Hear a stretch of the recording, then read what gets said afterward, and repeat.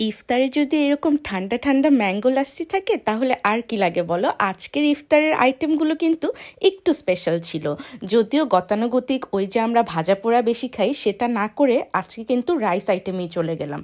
আর যেহেতু আমরা খিচুড়ি খাবো তাই একটু তো ভর্তা থাকতেই হবে। আর ভর্তার ভিতরে ছিল পছন্দের টমেটো ভর্তা, শিম ভর্তা, আর সাথে ডিম ভাজি, গরুর মাংস। এই তো ছোটোখাটো আয়োজনে আমাদের ইফতার, তবে খুব কমফোর্টিং ছিল। আসলে খাবারটা খেয়ে কোনো খারাপ লাগেনি, অস্বস্তি লাগেনি।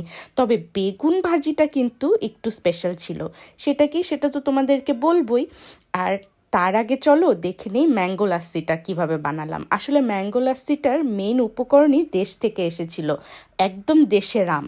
সেই আম দিয়ে ম্যাঙ্গো লাস্সি বানিয়ে ফেললাম। চাইলে কিন্তু একটু করে দই দেয়া যেতেই পারে। আর এই যে বললাম স্পেশাল বেগুন ভাজি, আসলে এটার ভিতরে চিংড়ির পুর দিয়ে তারপরে ভেজেছিলাম।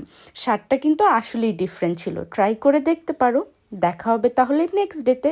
ততক্ষণে টাটা, আল্লাহ হাফেজ।